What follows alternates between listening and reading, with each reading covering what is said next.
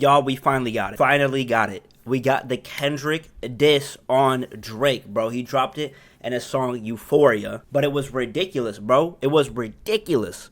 So today we're gonna go through the bars. Okay, this is just a bar review. We're gonna run through the bars that I like, what I thought was like most impactful, and break some of those down because I've been hearing so much back and forth on what these bars mean, what's happening, like, was this diss even good? So we're gonna go through it, bro. I'm gonna give all my opinions. But as always, if you like the content, man, hit me with a like and subscribe. I just make music and art content, so if y'all like that, make sure you support your boy, because we trying to blow up. We trying to hit 1,000 followers. Road to 1,000 followers or subscribers, you know what I'm saying? But let's get into it. Okay, so these are the bars right here. So it starts off with a hard-hitting CM Tobias yet get your Euphoria.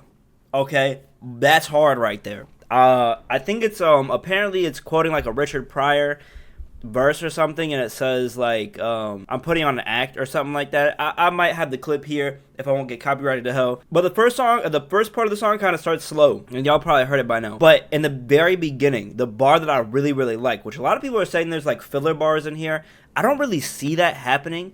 Because even in the first, like, these first bars are kind of like not really talking, like, this is talking straight to Drake.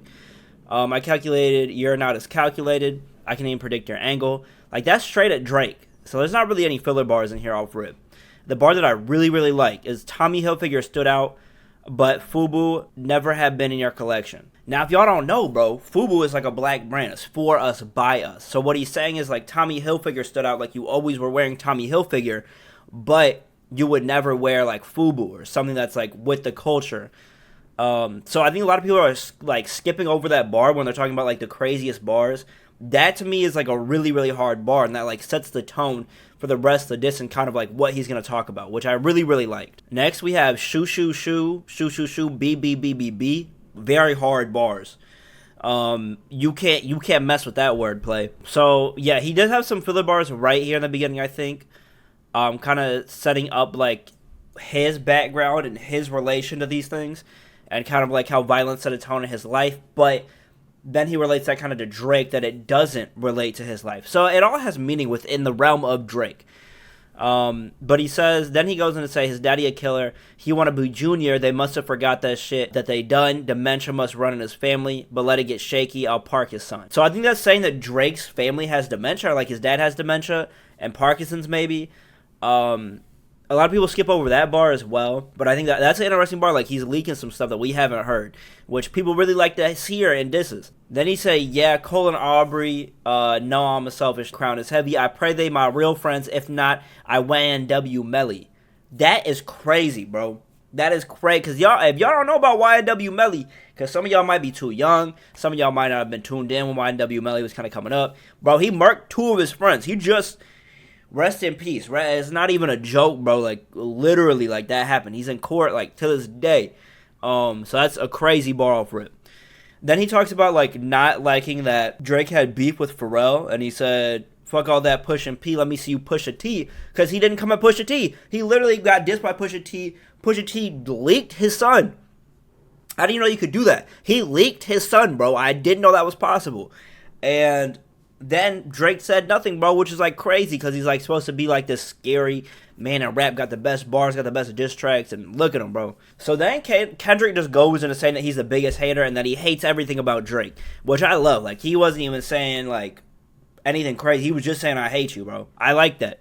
I like keep that activity, bro. He said, let your core audience stomach that. Let them tell you where you got your abs from. We already knew about that. Basically, I mean, we knew that he, like, got ab surgery, whatever, from the Rick Ross diss, so that's, like, nothing new. What I did think was interesting is that he says, surprised you wanted that feature request. I thought that was a really interesting bar, just because, like, why did he want the feature request after they had, like, been having beef for, like, 10 years? Obviously, like, this wasn't when they were beefing, like, publicly now, but they had been beefing for, like, 10 years before this, and Drake is asking for a feature. That's kind of weird. And then, so this is when Kendrick starts going into, like, the realm of, you shouldn't be allowed to say the N-word because X, Y, and Z. Now, to preface this, I'm light-skinned, biracial, you know, half black, half white. So, I gotta defend my boy Drake a little bit. You know what I'm saying? I don't know if I agree with this rhetoric because I'm biased. But in my honest opinion, we'll go through the bars and I'll give my opinions. He said, "I even hate when you say the word, but that's just me, I guess. Some shit just cringeworthy. I ain't even gotta be that deep, I guess. Still love when you see success. Everything with me is blessed." I thought this was kind of crazy. We start going in a homophobic route a little bit, just a tad. He says, "Matter of fact, I ain't even bleed him yet. Can I bleed him yet? When I see you stand by Sexy Red, I believe you see two bad bitches. I believe you don't like women. This real competition, you might pop ass with him." That bar to me is like crazy, bro. Like, what if he does? What if he does want to pop a little booty with Sexy Red? Is that wrong? Is that wrong to want to pop a little booty with Sexy Red? I don't think so. Maybe that's just me, bro. But like, I mean, if you would have asked me that like 15 years ago, gang, when I was like 12, like 8, I don't even know how old I would have been. Yeah, I would have been like 8. I would have said the same thing. I would have been like, that's weird, bro. But as a grown man in like 2024, pop a little booty if you want to, Drake. Pop a little bit if you want to. I don't really see that as like a diss, to be honest. Like, I know it's supposed to be like at a different time and point it would have been for sure, but I don't think it really is, no. But then he said, "Let's speak on percentage. Show me your splits. I'll make sure I double back with you. You were signed to it. Who was signed to it? Who said he was signed to that? Try cease and desist on the Like That record. Oh, what? You ain't like that record?" That was crazy to me, bro. Like, why are you cease and desisting like that? That is wild to me. Like, that's D1 hating. Like, you drop beefs about nobody cease and desist you. I thought that was crazy. And then he goes into call around to try to get dirt on. Y'all think my life is about rap? That's Hosh. I got a son to raise, but I can see you don't know nothing about that. So coming at Drake for not raising his kid. He said, waking him up, know nothing about that. Tell him to pray, know nothing about that, and give him tools to walk through life day by day. So that to me is like, okay, we already know that Drake might be a deadbeat, possibly. And those bars have kind of been good, or been like dropped every once in a while. But I mean, I didn't mind this. I think it was fine.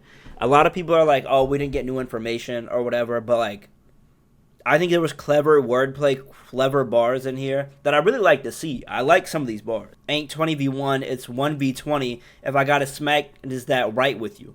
Yeah, bring him out too, I clean him out too.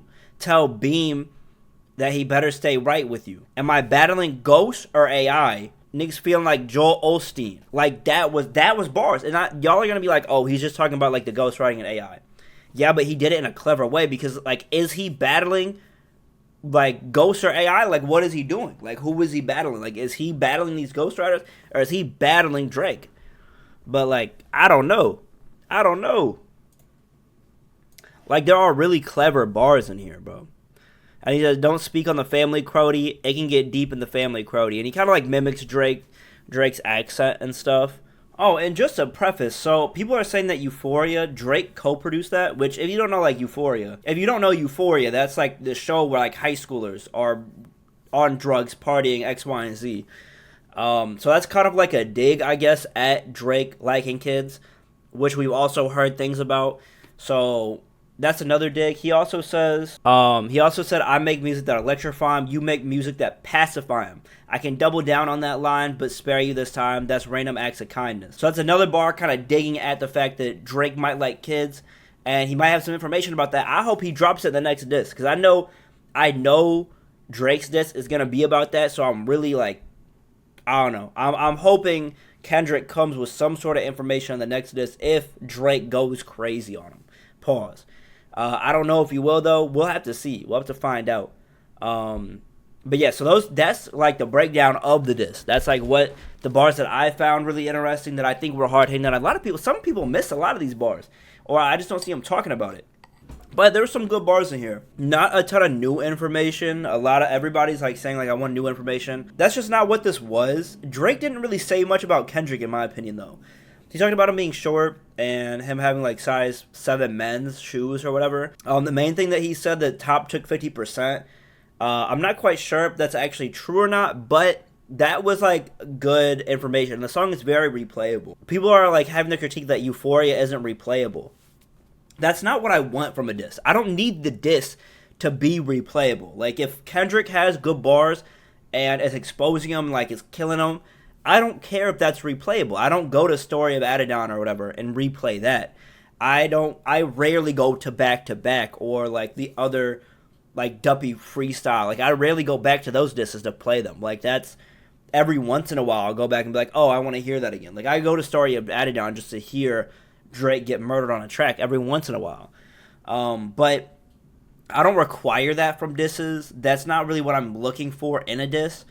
And if you want that, if that's what you're looking for, then you're going to think Drake wins every time. Drake makes music that is digestible. He wants it to be, like, very catchy.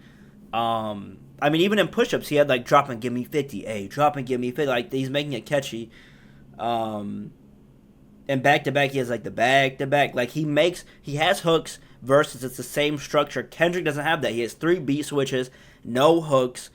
His flows are all over the place, inflections all over the place. Like, these are not traits that's going to make something super catchy. And we shouldn't really be looking, I don't think we should be looking at disses for that. Disses are not made to be easily digested or, like, accessible in that way. This is such a specific song for a specific niche group of people that want these disses. Like, this is not supposed to be super replayable. I don't fully understand that argument of like this being a worse diss because it's not replayable. I think we should remove that as a category for disses. But I've been seeing it, and I think it is a critique that like I can understand why people are saying it, but it's just not something that I think is super relevant in the realm of disses. So I'm curious to hear what Drake has to do, and we'll see. I think there were some weird bars in here. Like the only thing that I found negative about this was the sexy red line. I thought that was weird. I don't know. Like it just seems so like old headed minded, I guess. In my opinion, like it was just very much like, all right, bro. Like he wants to be around sexy red. Maybe he wants to be a bad bitch. That's cool. Why are you worried about another nigga wanting to be a bad bitch? And I love Kendrick and I really like this diss. But I think that bar was whack. That's the only bar that I thought was like, take that out, bro. Like, we'll move that somewhere else. Like, we don't need that bar here. But other than that, I love the bars. Him saying that Drake can't say the N-word. I might make a whole video on that in general. Because I'm hearing like there's so much discourse surrounding that now on TikTok and stuff. Like, Cam makes people say the N-word, and X, Y, and Z. And so I might make a video on that, actually. Probably sometime tomorrow or something. Because, yeah, I find it very interesting. So we'll see what happens. But, yeah, that's pretty much all I want to talk about in this diss. I might do another video talking about the diss. Again, kind of break it down a little bit more. But, as always, if you like the content, man, hit me with a like and subscribe. Click my other video links over here in the description. I don't know why I'm pointing over there. In the description. Please follow me on that. I make mad content about multiple things on music, art, everything, bro. Vlog coming out in this week. Should be this week. I'm going to postpone it just because this happened, so I'm going to push it back one day or something like that. So, as always, I love you guys and appreciate y'all. Peace out. Be smooth.